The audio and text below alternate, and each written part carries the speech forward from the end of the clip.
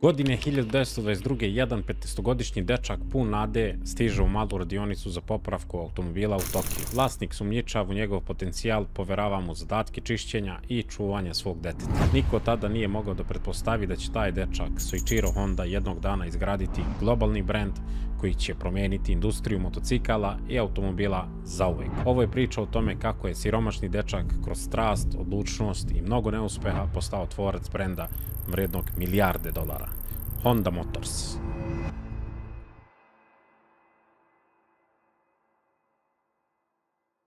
Soichiro Honda rođen je 1906. godine u malom selu Tenriju u podnožju planine Fuji.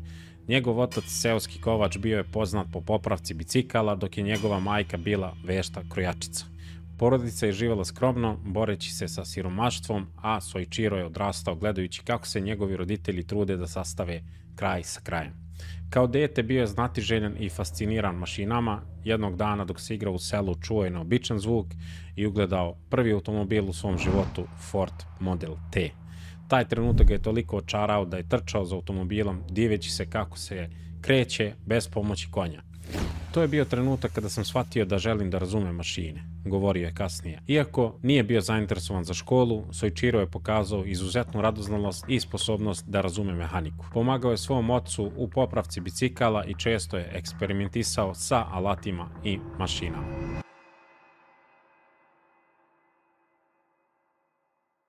Sa 15 godina Soichiro je ugledao oglas za posao u prestižnoj radionici Art Shokai u Tokiju. Bez razmišljanja odlučio da napusti školu i otputuje u grad.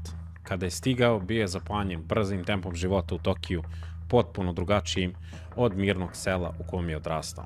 Prvih nekoliko mjeseci bio je razočaran, njegov zadatak nije bio popravka automobila, već čuvanje deteta vlasnika radionice.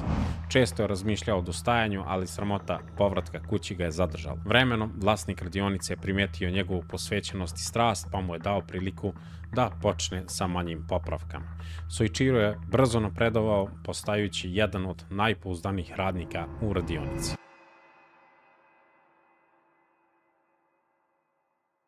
Rad u Art Shokai radionici otvorio mu je vrata u svet automobilizma i motosporta. Godine 1924. sa samo 17 godina učestvovao je u konstrukciji trkačkih automobila zajedno sa svojim mentorima. Njihov automobil Art Curtis je osvojio prvo mesto na 5. japanskom šampionatu u trkama automobila. Taj trenutak mi je pokazao šta je moguće postići upornošću i timskim radom, govorio je kasnije. Pored mehanike, Soichiro se proslavio i kao vozač trka. Međutim, nakon teške nesreće 1936. u kojoj je zadobio ozbiljne povrede, odlučio da se povuče iz motorsporta, poslušavši molbe svoje porodice.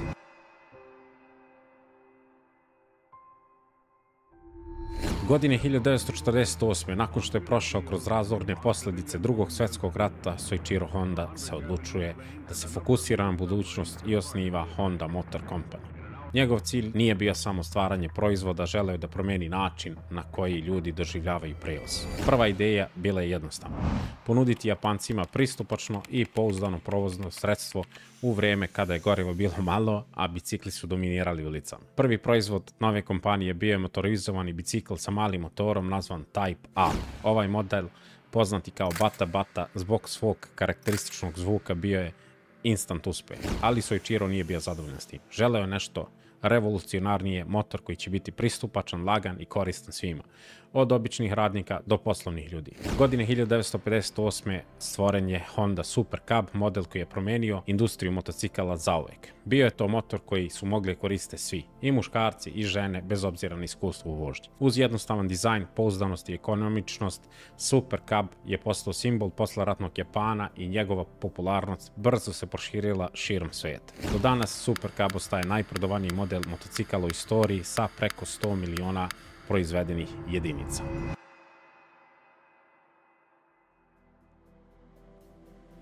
Nakon ogromnog uspeha modela Super Cub, Honda Motor Company se nije zaustavila. Soichiro Honda je znao da svet motocikala tek ulazi u novu eru i da postoji ogroman potencijal za inovacije. Njegova filozofija je bila jasna: svaki novi model treba da donese nešto što će poboljšati živote vozača i učiniti motocikle dostupnijim širem krugu ljudi. Sljedeći veliki korak bio je razvoj serije Honda Dream, koja je uključivala prve veće motocikle sa četvorotaktnim motorima. Modeli kao što su Dream D i Dream E Doneli su kombinaciju snage i pouzdanosti, ali i unapređene performanse koje su omogućile vozačima da istražuju nove granice. Honda Dream motorcikli su se brzo postali popularni i u Japanu i šire, posebno među mladima koji su želili snažnije i brže motore. Godine 1959. Honda je napravila još jedan istorijski korak ulaskom u svijet moto trka na globalnoj sceni. Honda Racing Team je debitovala na prestižnom Isle of Man TT takmičenju koje je tada bilo vrhunac motosporta.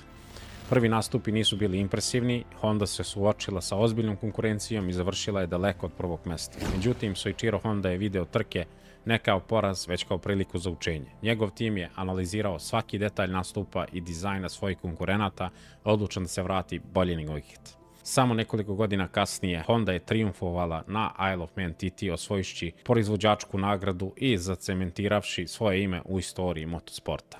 Trke nisu samo sport, govorio je Soichiro Honda, već i laboratorija za inovacije.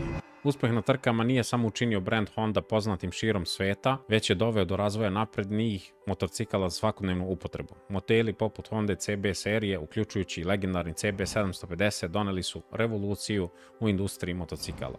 CB 750 je bio prvi motorcikl na svijetu koji je imao četvorocilindrični motor, disk kočnice i električni start, sve u jednom pristupačnom paketu.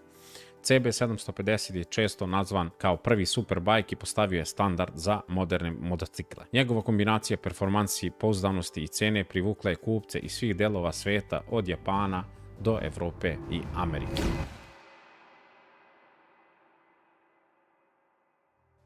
Soichiro Honda nije gledao na motocikle kao vozila, za njega su oni predstavljali slobodu. U svojim kasnijim godinama, dok je kompanija rasla, Honda je nastavio da ulaže u istraživanje i razvoj kako bi stvorio motocikle koji su ne samo brži, već i sigurniji i ekološki prihvatljiviji. Do kraja 60-ih Honda je postala najveći proizvođač motocikala na svijetu, a taj status je zadržala decenijama.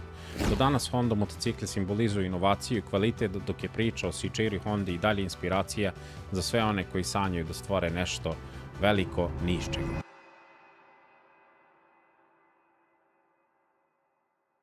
Iako je Honda Motor Company bila već lider u proizvodnji motocikala, Soichiro nije želeo da se zaustavi. Početkom 60-ih odlučio da se upusti u proizvodnju automobila uprkos skepticizmu i velikim rizicima. Japan je već imao tad etablirane gigante poput Toyote i Nissana, ali Honda je bila odlučna da se istakne kroz inovacije. Prvi automobil kompanije bila je Honda T360, mali kamionet koji je predstavljen 1963. Iako nije bio revolucionaran, bio je pouzdan i omogućio je Hondi da uđe na tržište automobila. Godinu dana kasnije Honda je predstavila svoj prvi sportski automobil, Honda S500. Elegantan roadster koji se pokazao da kompanija ima potencijal i za više od svakodnevnih vozila. Pravi proboj se desio 1972. sa modelom Honda Civic. Ovaj kompaktni automobil bio je savršeno prilagođen naftnoj krizi tog vremena jer je bio izuzetno ekonomičan, ali ekološki prihvatljiv, zahvaljujući inovativnom CVCC motoru. Civic je ubrzo osvojio srca kupaca širom sveta i postao sinonim za kvalitet i pouzdanost. Ne samo da je Civic postigao ogroman uspeh u prodaji, već i postavio temelje za buduće modele, uključujući legendarnu Hondu Accord koja je postala jedan od najprodavanijih automobila u istoriji.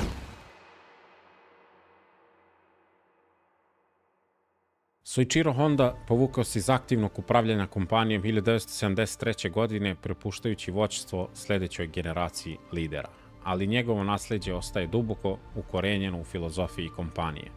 Jedna od njegovih najpoznatijih izreka bila je: uspeh je 99% neuspeha.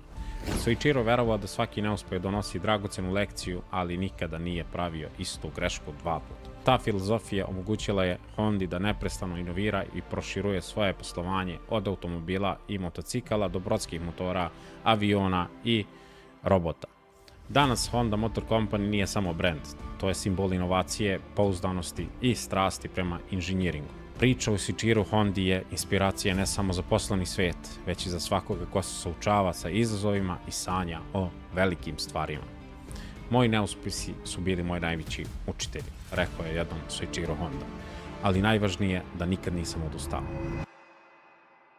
Ako vas je ova priča inspirisala, lajkujte video, podelite ga sa prijateljima i pretplatite se na kanal. Do sljedećeg viđenja, pozdravlja vas brat Rakiša.